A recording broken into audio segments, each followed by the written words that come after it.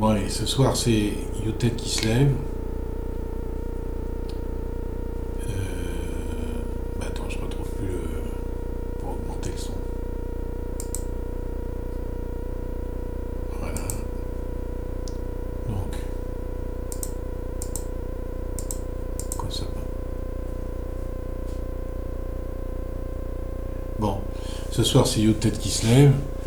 Et bon, on m'a demandé de faire une vidéo, alors je m'exécute. Alors, donc, c'est destiné à tous les fatigués de la galoute, parce que moi aussi je suis fatigué. Et voilà, donc on va faire un petit aperçu de Youtet qui se lève. Alors, bon. Alors, Youtet qui se lève, c'est un événement particulier, comme tout le monde le sait.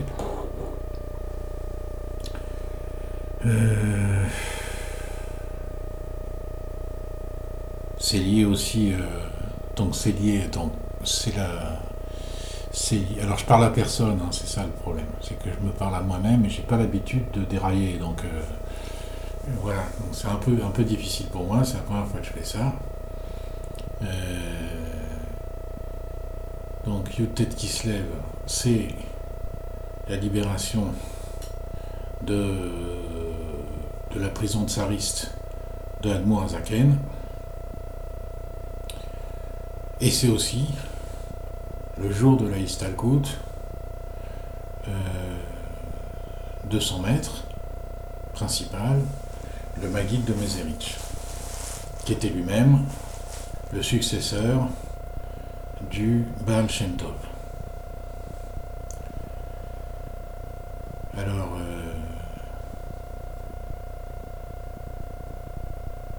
faut savoir que lorsqu'il était en prison, Admour Azaken a été emprisonné sous une fausse accusation de complicité avec un gouvernement étranger, en l'occurrence le gouvernement turc, contre le tsar. Et après enquête, c'est avéré que c'était uniquement des mensonges, des choses mensongères. Il y a eu une enquête de la police tsariste et finalement ça a débouché sur la libération d'Admour Azaken. Et pendant qu'il était en prison, pendant 53 jours, il a reçu la visite de ses maîtres disparus. Il a reçu la visite du Maguide et aussi du Baal Shem Tov. Et entre autres choses, ils lui ont annoncé qu'à partir de ce moment-là, de leur visite, finalement, ils lui annonçaient que les sources étaient ouvertes en haut, l'autorisation avait été donnée pour que la chassidoute, qu'Admour Azaken avait le mérite de pouvoir diffuser, et bien justement pourra être diffusée sans retenue, et que l'emprisonnement, finalement, c'est-à-dire l'empêchement de diffuser la chassidoute, était terminé pour lui. Et en fait, vous savez qu'Admour Azaken, il avait un lien particulier, donc évidemment avec son maître, le Maguide, comme on l'a dit, Rabbi Dov Ber, mais aussi avec le Baal Shem Tov. Parce que quand il était petit, son père, Rabbi Baruch, le père d'Admour Azaken, donc, l'a amené en visite chez le Admour Azaken. Et le Admour Azaken, le Baal Shem Tov, il a fait comprendre à son père, Rabbi Baruch, que finalement, il ne fallait pas qu'il lui ramène l'enfant, parce qu'il ne voulait pas qu'il s'attache à lui. Donc il l'a, en quelque sorte, éloigné de lui, volontairement, pour qu'il s'attache, en fait, à son successeur, le Maguide, mais il ne devait pas, selon la vision du Baal Shem Tov, s'attacher à lui. Et le lien qu'il y a avec le Baal Shem Tov, il est encore plus profond que ça, puisque le, le Baal Shem Tov et Admor Hazaken sont nés le même jour, à 47 ans d'écart, mais ils sont les deux Chai Elul.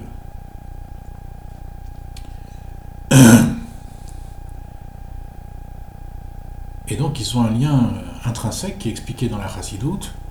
On ne va pas revenir dessus, c'est très connu.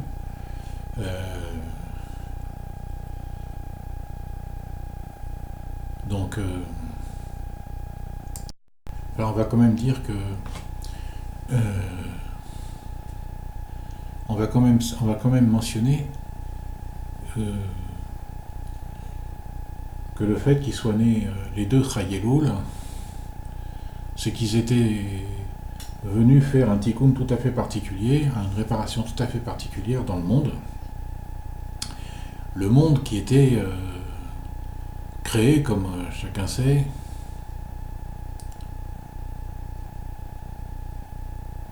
le 25 Elul, et puisqu'on ferait Rosh Hashanah le premier Tishri c'est le jour de la création d'Adam Arishon, et le 25 Elul, du coup, c'est le jour de la création du monde. Mais avant, il y a toujours une temporalité, mais une temporalité qui n'est plus véritablement de tikkun, qui n'est plus véritablement de l'ordre du monde que l'on connaît, mais d'un monde précédent, qu'on appelle le monde de Tohu. Et il y a une semaine de Tohu, en fait, qui a précédé la semaine de tikkun. Et si on monte une semaine avant le 25, on tombe sur le 18. Et le 18, donc, c'est le premier jour donc, de ce monde de Tohu. Et en fait, les deux doivent faire le tikkun de la conscience de Tohu, puisque ce jour-là, il correspond à date de Tohu.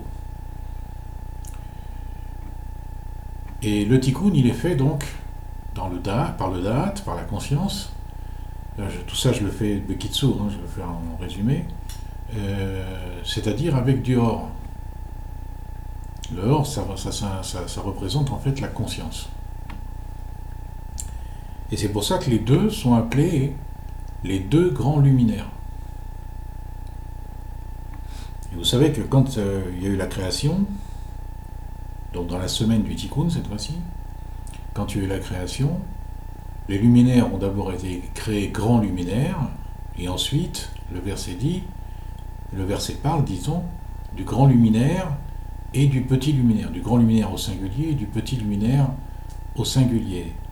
Et c'est interprété par les Chachamim, dans le Talmud d'ailleurs, dans la Gemara Chulin, c'est interprété par les Chachamim comme étant la diminution de la lune. Et la diminution de la lune,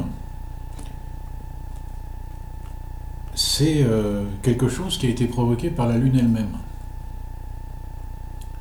Elle a argumenté auprès de Dieu en disant qu'il n'est pas possible à deux rois, c'est-à-dire le soleil et la lune, de régner ensemble, et donc il fallait que chacun ait son mode de règne pour que l'amitié entre le lien entre le soleil et la lune perdure.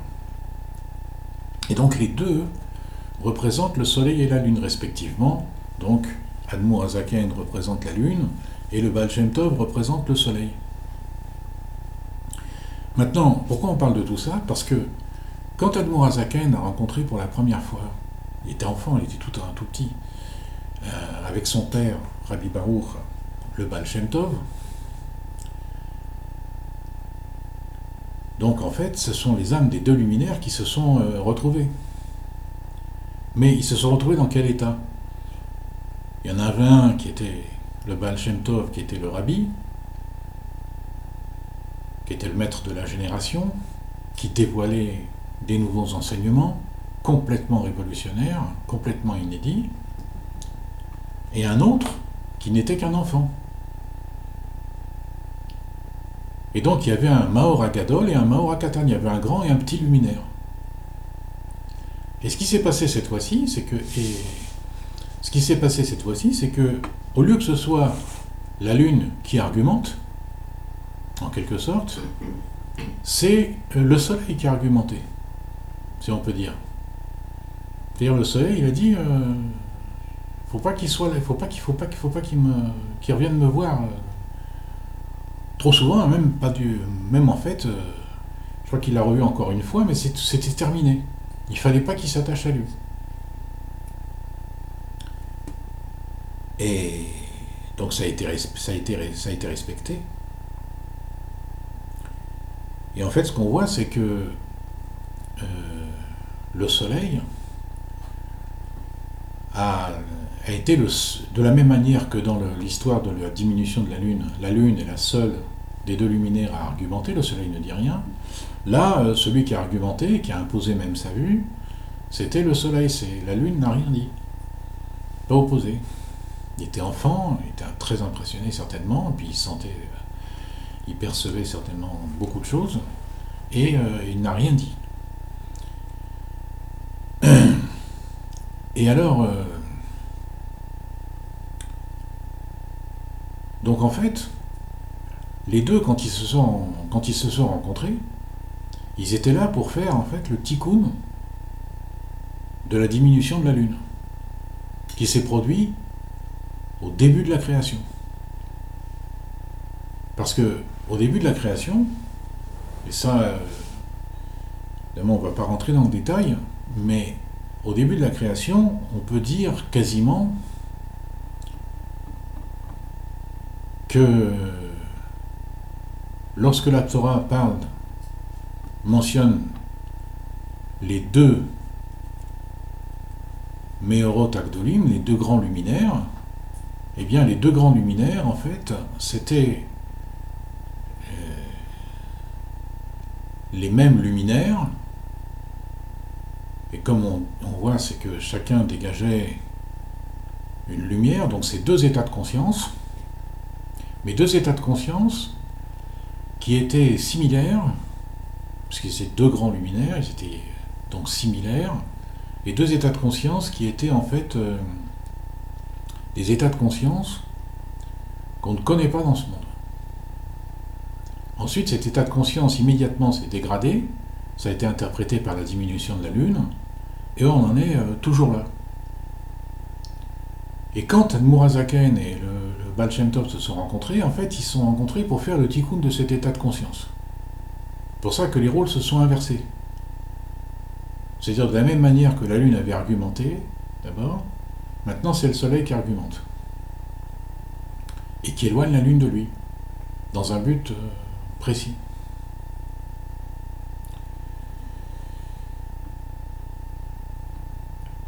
Parce que ce qu'on peut dire, c'est que si on veut rentrer un peu dans le détail technique, les deux grands luminaires, en fait, ce sont les luminaires tels qu'ils étaient dans le monde d'Atsilut. Cette première semaine de la création, c'est ce qu'on appelle le premier récit du Maaseh Bereshit, du récit de la création. Ça peut être compris dans le monde d'Atsilut. Et quand les luminaires se sont scindés, ils n'ont plus été égaux, il y a un grand et un petit, ça n'était plus dans le monde d'Atsilut, mais c'était dans les mondes qu'on appelle dits séparés. Les mondes de Bia, Bria, Yetzira, Asiya. Qu'on appelle les mondes séparés, d'une manière générale. Maintenant,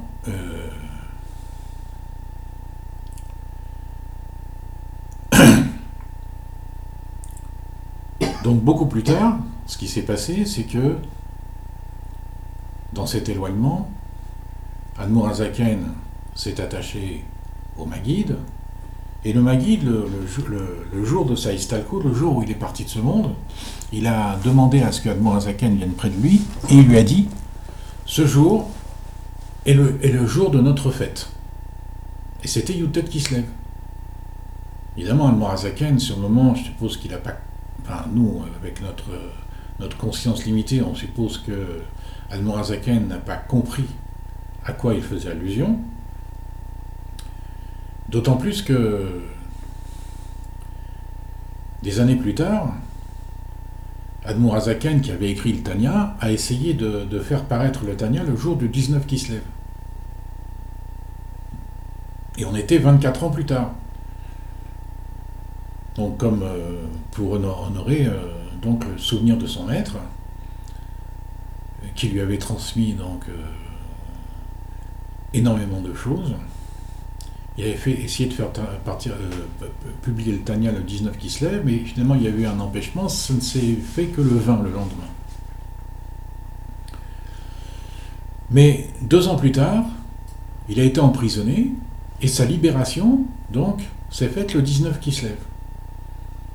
Et là, il a compris le 19 Kislev, donc comme c'était cette libération, c'était pas seulement lui qui était libéré, mais c'était toute la chassidoute qui portait en lui, en tant que rabbi, et du coup, l'autorisation d'illuminer le monde avec ses enseignements entièrement nouveaux, il a compris qu'en fait, ce serait un jour de fête pour tous les chassidim, et que quand son maître lui a dit « aujourd'hui c'est le jour de notre fête », il faisait allusion aussi à ce Yutet Kislev qui s'est déroulé 26 ans après la Istalkut, c'est-à-dire le départ de ce monde du Maguid. Et vous savez que dans les grandes sadikim, un départ du monde, ça s'appelle une Inula. C'est-à-dire c'est un mariage, donc c'est un moment de simcha, un moment de joie, un moment de fête.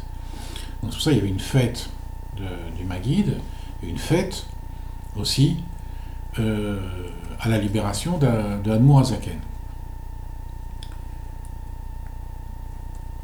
Maintenant,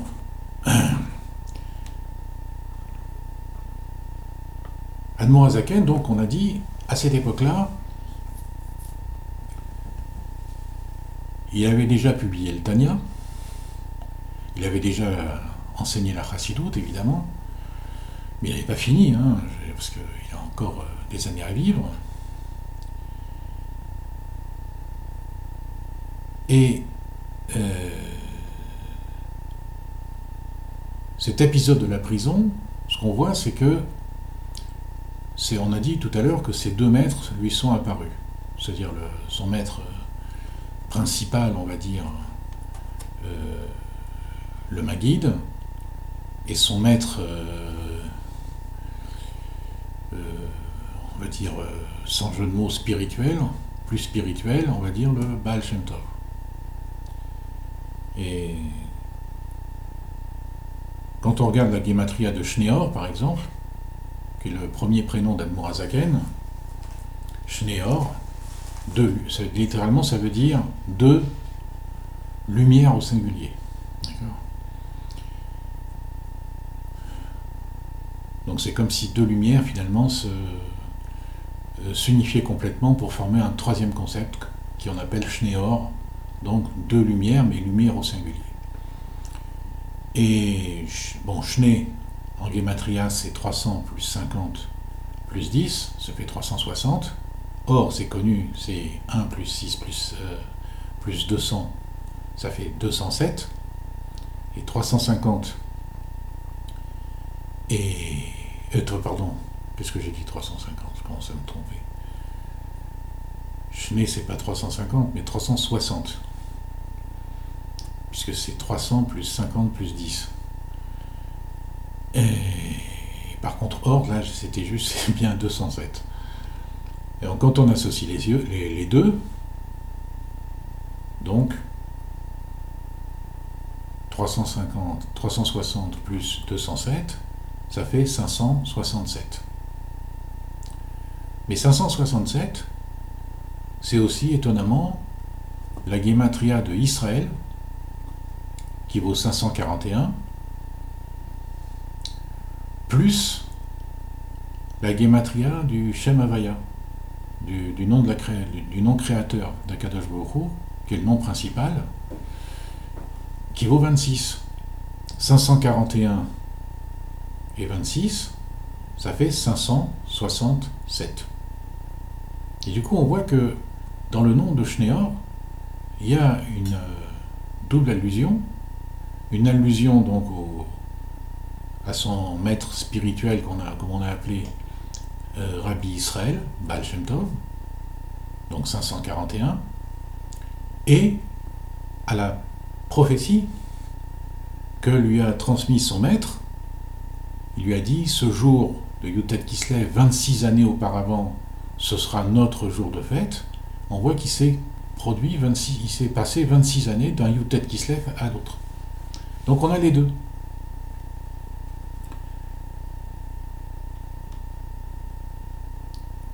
Et ce or-là, cette conscience tout à fait spéciale, qui est une unification, mais pas une unification normale, où on ajoute deux choses et on peut toujours les compter. C'est-à-dire Shneor, c'est pas Shneorot. C'est deux lumières au singulier, c'est pas deux lumières avec un S. C'est-à-dire que quand on les a unifiées, il n'y a plus qu'une lumière. D'accord ? Qui n'est ni l'une ni l'autre. Qui est autre chose. D'accord ? Alors, je ne sais plus ce que je voulais dire. Alors oui, parce que le deuxième prénom d'Admour Hazaken, Zalman, il est interprété dans la Chassidoute, en particulier dans les écrits du père du Rabbi, comme étant formé des mêmes lettres que l'Azman, dans le temps. Donc il faut amener ce Shneor dans la temporalité du monde. Il faut amener cette unification des deux lumières qui en font apparaître une troisième dans la temporalité.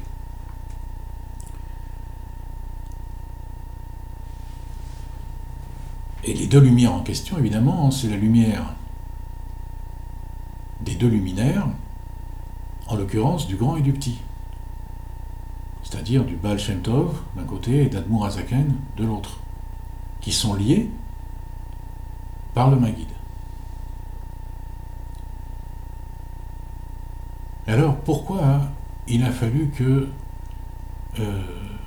ce tikkun, cette réparation de ce qui était arrivé aux deux luminaires au moment de la création se fasse par l'intervention du soleil et non pas l'intervention de la lune comme auparavant. L'intervention de la lune avait provoqué une chute, non seulement de la lune, mais une chute de tout l'univers en fait. Et ici, donc le soleil comme on a dit, prend la parole et essaie de faire le tikkun de ça. Pourquoi ? Et on a dit que le Admour Hazaken, Rabbi Shneor Zalman, il avait déjà publié son ouvrage fondateur, qui concentre en fait en lui-même toute la Chassidoute, à tel point qu'on l'appelle la Torah écrite de la Chassidoute, qui concentre tout son enseignement, qui a été repris après, développé par lui-même et par ses successeurs. Il y a de très nombreux ouvrages, très longs, très profonds, pendant des générations jusqu'à aujourd'hui. On est la 8e génération. Et donc, pourquoi il a fallu, malgré la grandeur d'Admour Hazaken avait donc était déjà arrivé en quelque sorte à maturité, si on peut dire, puisqu'il avait publié son ouvrage principal, comme on l'a dit plusieurs fois. Mais en fait, ce qu'on peut considérer, c'est que toute la Chassidoute, aussi grand soit-il, Admour Hazaken, tout l'enseignement, toutes les connaissances qu'il avait et toute la Chassidoute qu'il a accumulée et qu'il a écrite, en fait, c'était comme une Chassidoute qui venait d'en bas par rapport à après sa libération. Parce que la prison, il s'est retrouvé dans cette prison, donc il s'est trouvé le plus dur pour lui, évidemment, lui qui était parfaitement conscient de l'importance des enseignements qu'il portait en lui, c'était justement de ne pas pouvoir diffuser, d'arrêter ça, que ça s'arrête. Il s'est retrouvé donc dans une obscurité, dans un rocher, dans une obscurité incommensurable, dans une prison de tsariste, accusé de choses graves, un risque est gros, Et surtout, ça c'était physiquement, mais moralement, il était, il pouvait être beaucoup plus inquiet parce qu'il ne pouvait pas accomplir sa mission. Il était bloqué.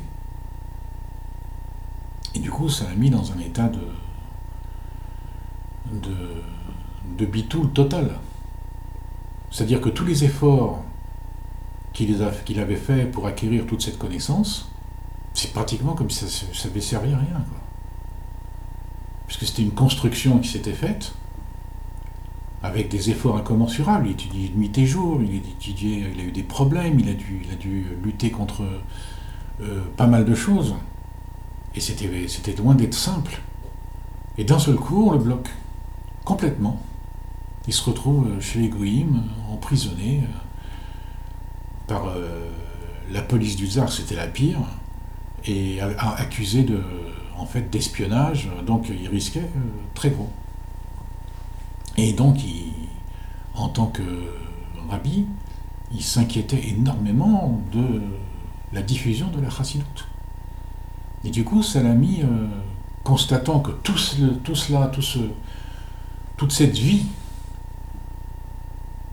qui était pleine de sens en réalité, parce qu'il est né avec des capacités extraordinaires, il avait une facilité dans l'étude incommensurable, et d'un seul coup, tout ce qui apparaissait donc comme une évolution, comme une logique, qui l'amenait à pouvoir diffuser tous ces enseignements, alors qu'il avait synthétisé sa pensée dans le Tanya, dans son ouvrage dont on a parlé à plusieurs reprises, ben, d'un seul coup, t'es bloqué. Donc en fait, il a atteint lui-même un état de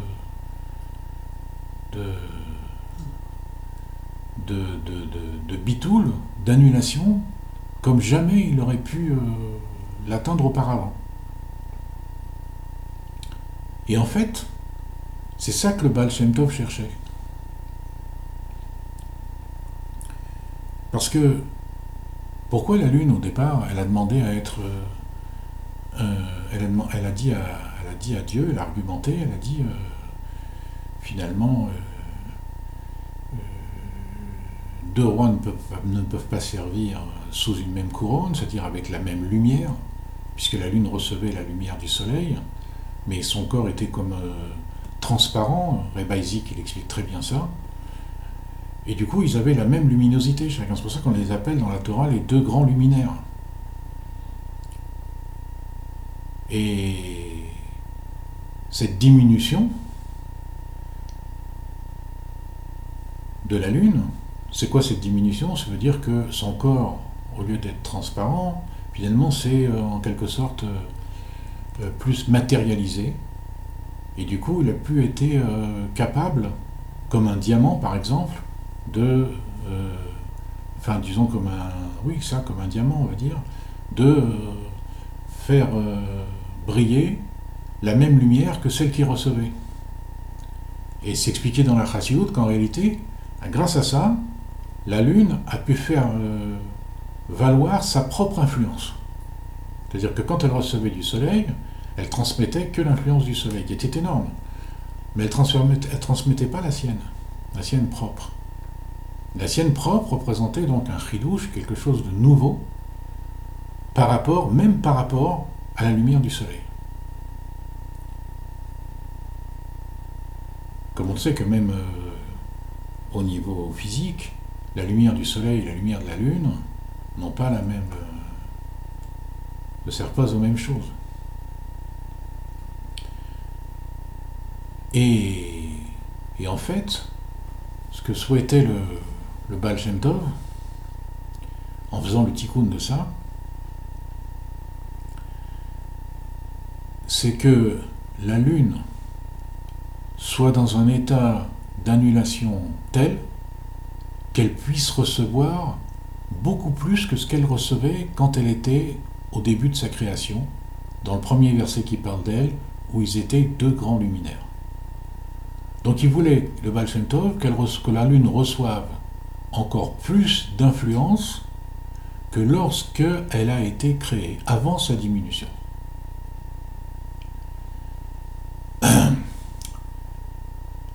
Et en fait, si on veut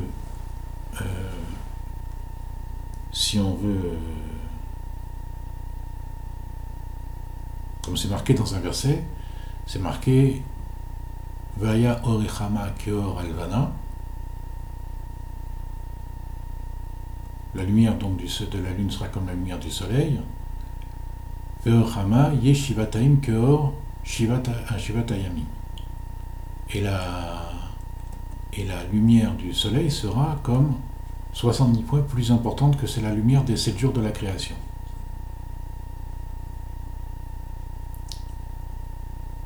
Pas 70 fois. Shivataim, c'est 7 au carré en fait. Donc elle sera 49 fois plus forte que la lumière de 7 jours de la création. Donc si on multiplie les deux entre eux, ça fait donc, c'est comme si c'était 7 au cube, et 7 fois 49, ça fait 343. 343, c'est la gematria de Geshem. Geshem, ça veut dire la matière. Donc en fait, et c'est ça tout le but qui était recherché par le Baal Shem Tov, à travers Admor HaZaken. C'est-à-dire qu'il voulait que Admor HaZaken puisse recevoir une lumière beaucoup plus puissante que ce que se recevait la lune au début de sa création, alors qu'elle était encore un grand luminaire. Pourquoi ? Parce que c'est à cette seule condition qu'on pouvait faire le tikkun de la matière même, la matière du monde. Et donc si on regarde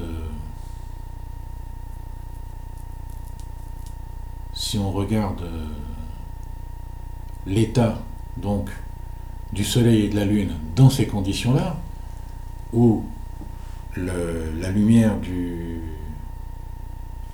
départ est démultipliée, bien on monte de degré, en quelque sorte, on monte de degré de conscience, et on atteint la conscience de ce qu'on appelle Adam Kadmon. Adam Kadmon, l'homme primordial, c'est le premier monde qui a été créé après donc ce qu'on appelle le Tzimtzum, après on va dire le début de la création.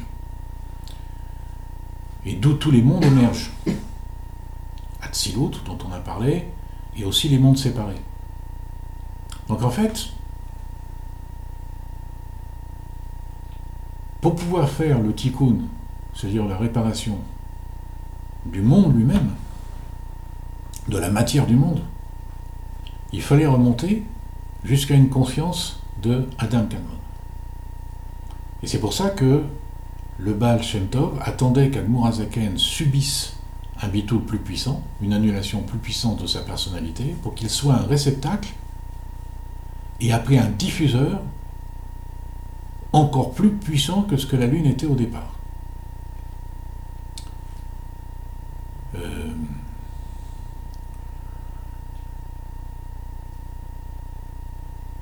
Ce qu'on peut dire, c'est que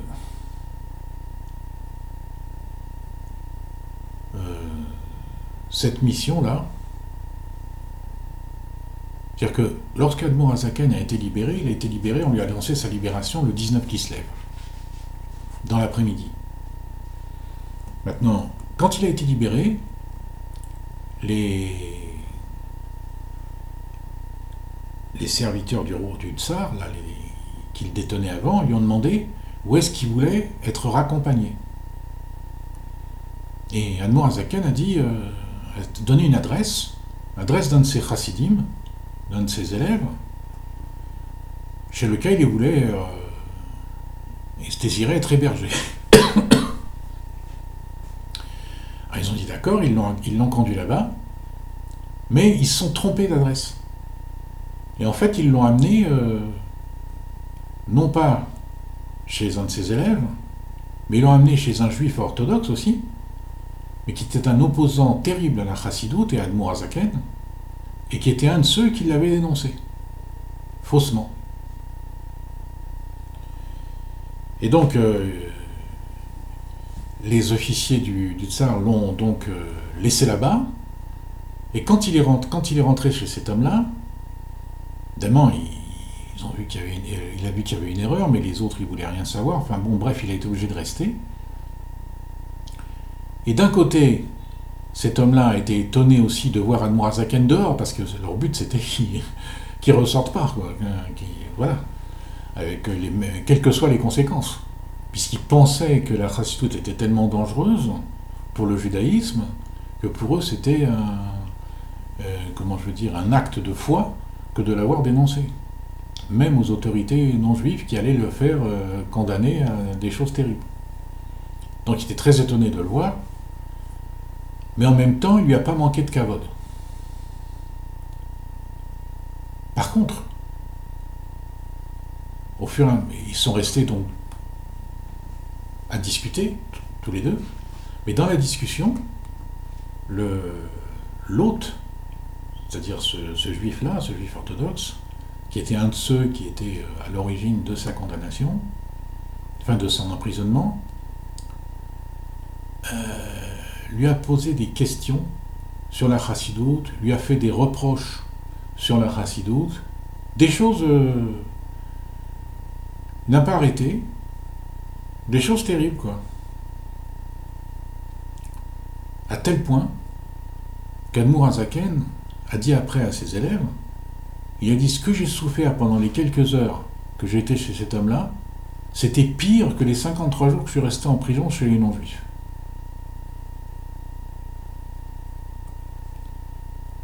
Et qu'est-ce qu'on voit de là? Vous savez que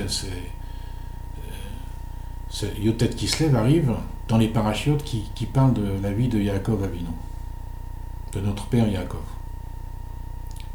Et vous savez que Yaakov Avinu, quand il est revenu de chez Lavan, il avait qu'une idée en tête, c'était de faire la paix avec Esav, et en fait d'amener avec Esav, qu'il avait fui. C'est comme ce Mitnaged, cet homme-là qui l'avait dénoncé en fin de compte, qui s'était opposé à lui, qui voulait le tuer en fait. Eux ils voulaient qu'il soit liquidé, hein. C'était ça leur truc, ils voulaient pas qu'il sorte, hein. Et pour être sûr qu'il sorte pas, bon bah il n'y avait qu'une solution, hein. Il n'y avait pas 36. Et donc, Yaakov, quand il revient, donc avec toute sa famille qui avait grandi là-bas, qui était née là-bas, ses femmes, sa famille, etc., il voulait faire la paix avec Esav, et le texte nous dit effectivement que ça n'a pas fonctionné. Mais là, on a la même chose.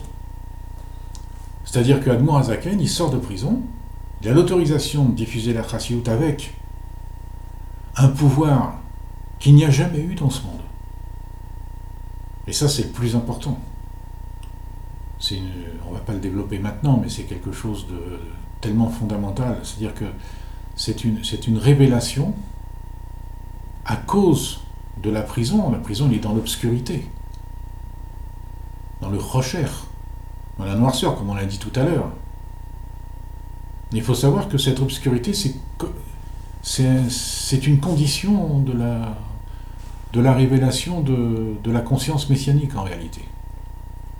On peut le voir, c'est que si on met le mot Mashiach Bemilouï, Mashiach c'est 358, si on met Bemilouï, c'est-à-dire si on remplit ces lettres, bon je ne vais pas le faire comme ça, en plus j'ai pas de tableau, je vous le dis le résultat, donc si on remplit ces lettres, il faut rajouter 520, et donc 358 et 520 ça fait 878. Maintenant si on fait la même chose avec le mot Rocher, qui ne vaut pas la même chose, qui vaut pas la même chose que Mashiach. Mashiach c'est 358, Rocher c'est 328. C'est pas pareil. Mais par contre, si on fait le milouï de Rocher, ben on trouve le même chiffre, 878. Donc ça veut dire qu'il y a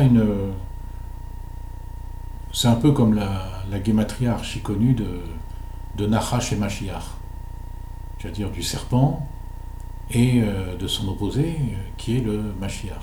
C'est la même gématria.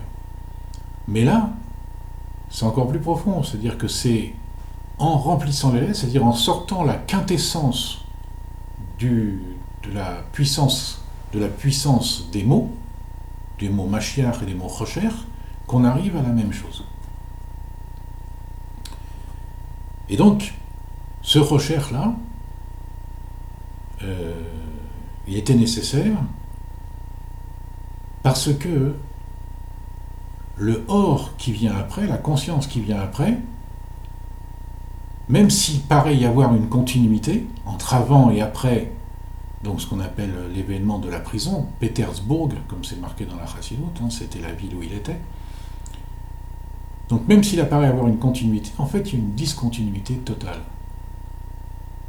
C'est-à-dire que la lumière qui lui est révélée, la conscience qui lui est révélée, et qui lui est accordée de diffuser après cette période d'obscurité, n'a plus rien à voir, en réalité, avec la conscience qu'il avait avant. C'est-à-dire que c'est quelque chose qui vient entièrement d'en haut, c'est véritablement, par rapport à la conscience d'avant, une révélation. Même pour Admour Azaken.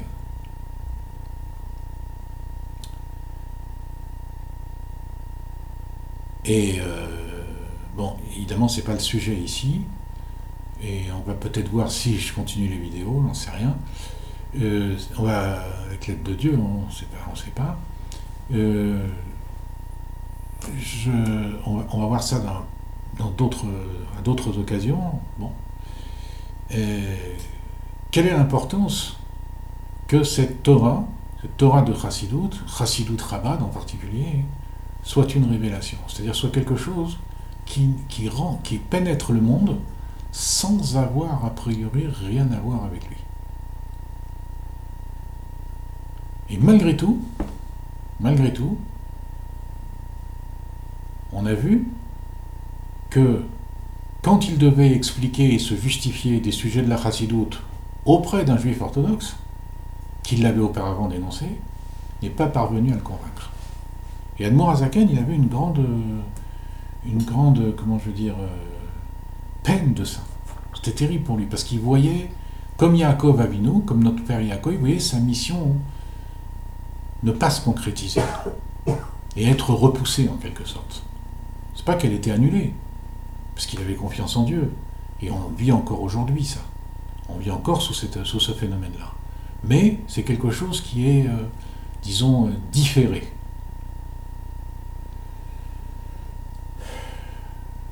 Bon, et pour terminer, parce qu'il faut bien terminer, de toute façon, j'ai pas la force de parler sans arrêt, je n'ai pas les capacités. Et pour terminer, donc, le tikkun à Geshem, le tikkun de la matière même, donc c'est le tikkun sur lequel on est tourné maintenant. C'est-à-dire en particulier dans notre génération, qui est la 8e, depuis l'Admour Azaken, c'est vraiment le tikkun qu'on doit faire. C'est la réparation du monde, on y reviendra sur tout ça, qu'on doit réaliser maintenant. À l'époque, c'était pas encore, comme on l'a vu, le moment. Il fallait que le Geshem, justement, se développe, on va dire d'une manière outrancière, comme on le voit aujourd'hui, pour que ce soit possible de le réaliser. Alors, évidemment, dans cette vidéo, on n'explique rien, mais avec l'aide de Dieu, peut-être dans une autre vidéo, eh bien, on pourra en parler plus longuement. Simplement, une dernière allusion, c'est que quand ce tikkun est réalisé, alors à ce moment-là, les deux luminaires en question, vous savez que dans la tradition,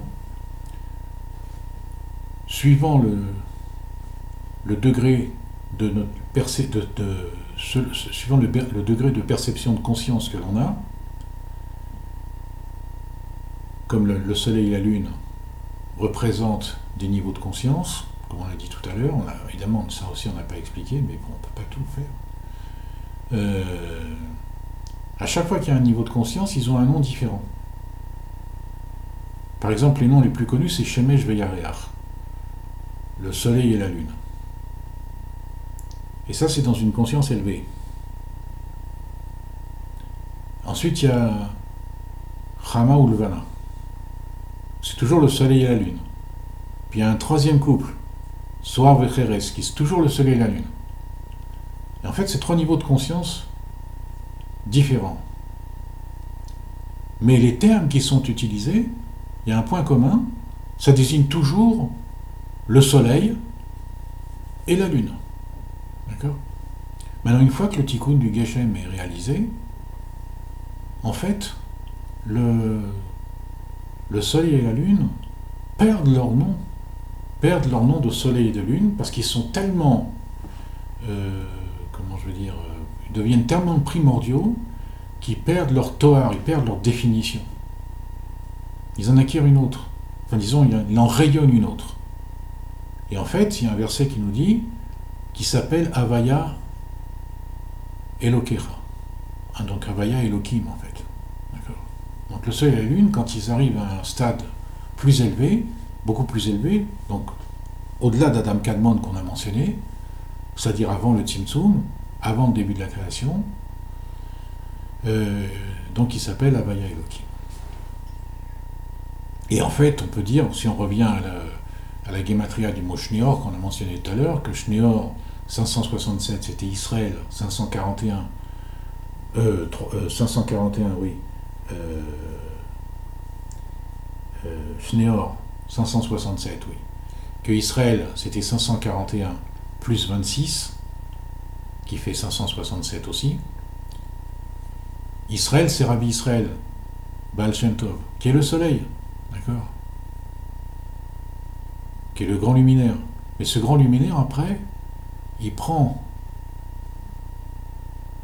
diffuse en tant que Havaya, en tant que Shem Havaya. Donc c'est aussi ça, à ça que fait allusion le Shem Havaya dans le nom Shneor, qui est la somme de Israël, qui est Israël Baal Shem Tov, mais il apparaît sous sa forme d'Havaya. C'est-à-dire que, en fait, on peut dire que l'apparition de ces maîtres, d'accord, le Shem Havaya, c'est donc le Maguide qui le porte, puisque c'est lui qui lui a annoncé les 26 ans, comme on avait dit. Et Rabbi Israël, c'est le nom d'Israël. C'est-à-dire que, en fait, paradoxalement, après que, au niveau le plus élevé, le Shem Havaya se révèle, mais le Adam reste. C'est-à-dire il y a Israël. Israël qui rayonne du Shem Havaya. Et d'ailleurs, même dans le monde de Tohu, les deux rabbis, les deux maîtres donc d'Admour HaZaken, ces deux maîtres principaux qui sont le Baal Shem Tov et donc Rabbi Israël et le Maguide, Rabbi Dov Ber, je sais même plus ce que je voulais dire. Dans le monde de Tohu, oui, il représente une seule et même séphira, qui est la sphira de Keter.